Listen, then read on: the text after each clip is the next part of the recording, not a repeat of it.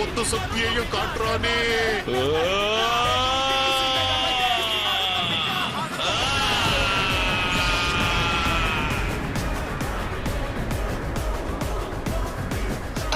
உனக்கு ஒண்ணு ஆகலையே.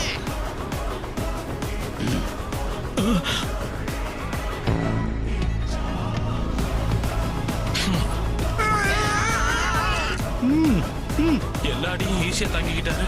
அது பார்க்க நல்லாதான் இருக்கு.